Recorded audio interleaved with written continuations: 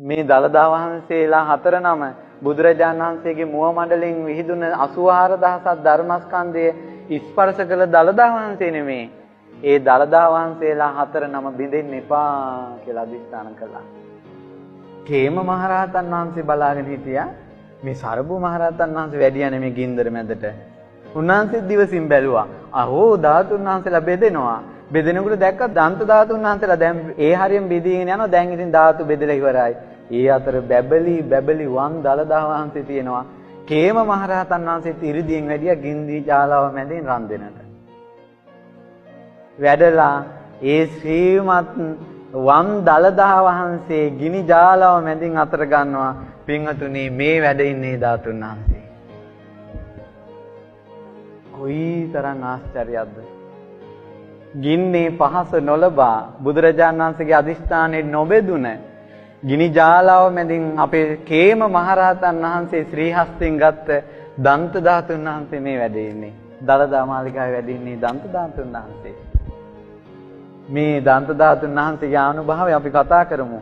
මේ වැඩ ඉන්නේ සුළු පාට ධාතුන් වහන්සේ නමක් නෙවෙයි. ස්වාසු දහසක් ධර්මස්කන්ධ ස්පර්ශ කළ ධාතුන් වහන්සේ මේ වැඩ ඉන්නේ. ඊළඟට පටාචාර සිහිය නැතුව එනකොට පින්වත් නැගණිය සිහිය අරගන්න කියලා සිහිය උපද්දවන වචනේ කියනකොට ඉස්සල්ලාම මේ දන්ත ධාතුන් වහන්සේගේ ස්පර්ශ වුණේ. අඟුලිමාල දමනය කරන බණපද ඉස්සල්ලාම ස්පර්ශ වුණේ මේ දන්ත ධාතුන් වහන්සේගේ. ලෝකේ අන්තාක් රහතන් වහන්සේලා බිහි වුණාද? ඒ සියලු රහතන් වහන්සේලා බිහි කරන ධර්මයේ ඉස්සල්ලාම ස්පර්ශ වුණේ කුමකද? මේ දන්ත ධාතුන් වහන්සේ. ලංකාවේ ඒ වෙනකොට රජ කරන්නේ කිස්සිරි මෙවන් රජුරුව. රජුරුවන් දුන්න රජුරුව හරසරින් දන්ත ධාතුන් වහන්සේ පිළිගත්තා. ඒ දන්ත ධාතුන් වහන්සේ පිළිගෙන රජුරුව කල්පනා කරනවා අපි බුදුරජාණන් වහන්සේගේ ධාතුන් වහන්සේලා සුදු පාටයි නේ. ඔන්න ඒ කාලෙත් අර ප්‍රශ්නේ ඇවිල්ලා. මේ දන්ත ධාතුන් වහන්සේ ටිකක් කහ පාටයි නේ. බොරු එකක්වත්ද? හිතනකොටම කරඬුව මෑත් වෙලා දන්ත ධාතුන් වහන්සේ ආකාශයට පැන නැගිලා රැස් විහිදෙනවා. මම ඒකනේ කිව්වේ මේ තරම් ප්‍රාතිහාර්ය පාපු ධාතුන් වහන්සේ නමක් තවත් නැති තරම්.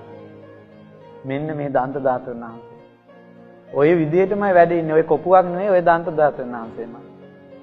ඊට පස්සේ මේ දන්ත ධාතුන් වහන්සේ රජුරෝ සතුටට මල් වලින් පූජා කරන ධාතුන් වහන්සේ වැහුණා මල් වලින්. මොහොතක් යනකොට මෙන්න මල් දෙබෑ කරගෙන ධාතුන් වහන්සේ මතුවෙනවා.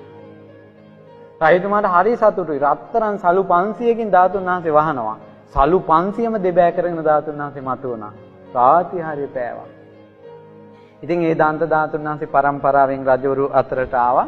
පරාක්‍රම බාහු රජුරෝ අනුරාධපුරේ ඉඳලා පොළොන්නරුවට දන්ත ධාතුන් වහන්සේ පෙරහැරින් වඩම්මන්ට හදනකොටම වැස්ස වහින්න පටන් ගත්තා.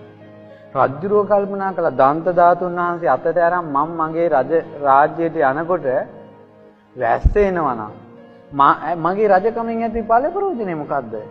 මගේ රජකමේ ඉරිදීෙන් කොච්චර වැස්සාවත් මං දන්ත ධාතුන් වහන්සේ වඩම්මනවා කියලා මහා වරුසා ඇදහැරෙද්දී පින්වතුනි මාවතට දන්ත ධාතුන් වහන්සේ අරන් වඩිනකොට වැස්ස උඩින් ඇවිල්ලා පාරේ දෙපැත්තට වැටෙනවා මැදට වතුර වැටෙන්නේ නැහැ. අපේ දන්ත ධාතුන් වහන්සේගේ අනුභවය. දළදා මැදුරේ වැඩ ඉන්නේ දැන්. ඊළඟ මේ සුදු මේ බ්‍රිතාන්‍ය පාලන කාලේදී දන්ත ධාතුන් වහන්සේ එළියට ගැනීම තහනම්. වැස්සෙන්නේ නැතුව ගියා. මිනිස්සු කිව්වා ආණ්ඩුකාරතුමාට නෑ අපි බලෙන් හරි දන්ත ධාතුන් වහන්සේ වඩම්මනවා කියලා දන්ත ධාතුන් වහන්සේ එළියට වැඩැම්මුවා. එක දවසේ වැහැපු වැස්සට මේ බලන්න. දළදා මාලිගාව වටේ තියෙනව නේද අර අපි ඇවිදගෙන යන මේ වලාකුළු බැමි. වලාකුළු බැමි උතුරන්ට වැස්ස ආවා. මේ වැස්සට කියනවා මොකද්ද? දළදා වතුර කියලා. 5000ක් අවුරුදු ගියාට පස්සේ බුද්ධ ශාසනය අතුරුදහන් වෙනකොට මේ අපේ කරඬු වල වැඩ ඉන්න අබෑටයක් ධාතුන් වහන්සේ ඉරිදීන් වඩිනවා රුවන්වැලි සෑයට. රුවන්වැලි සෑයේ ළඟදී හැම ධාතුන් වහන්සේ නමම මුතු මේ මාලයක් වගේ එකින් එක පෙළට පිහිටනවා. පෙළට මාලයක් වගේ පිහිටලා නාගදීපයට වඩිනවා ඒ ධාතුන් වහන්සේලා. මුළු ලංකාවෙම තියෙන ධාතුන් වහන්සේලා. ඔබගේ ගෙදර තියෙනවද භාග්‍යවතුන් වහන්සේගේ ධාතුන් වහන්සේ? ඒ ධාතුන් වහන්සේ ඉරිදීන් වඩින ධාතුන් වහන්සේ නම. ඊට පස්සේ නාගදීප සෑයේ දෙබෑ වෙලා මණික් පුටුව උඩට මතුවෙනවා. මතුවලා අර මැණික් පුටුව උඩ ධාතුන් වහන්සේලා තැන්පත් වෙලා ආකාශයෙන් දඹදිව බුද්ධ ගයාවට වඩිනවා. වඩිනකොට ලෝකේ හැම තැනකම තියෙන සක්වල තියෙනවා රෝම ධාතුන් වහන්සේලා, කේශ ධාතුන් වහන්සේලා ඔක්කොම වැඩලා කේශ ධාතුන් වහන්සේලා කෙස් පිහිටන තැන පිහිටනවා. නලල් තලයේ පිහිටන තැන පිහිටනවා.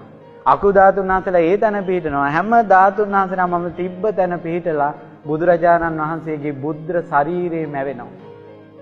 යමා මහ පෙළහර පාලා කපුරු පිටක් දැවුනා වගේ දැවිලා යනවා. දෙවිවරු මිනිස්සු වඳිනවා, අඬනවා, වැළපෙනවා. භාග්‍යතුන් වහන්සේ අවසාන වතාවට ධාතු පරිනිර්වාණය. ලෝකේ සියලු බෝධි අතුරුදහන් වෙනවා. ලෝකේ සියලු පිළිම අතුරුදහන් වෙනවා. සිරිපා ලකුණු අතුරුදහන් වෙනවා. ආයෙත් නැහැ. එදායින් පස්සේ නැහැ පින්වත්නි. ඒ නිසා ධාතුන් වහන්සේලා ආශ්චර්යමත්. ඒ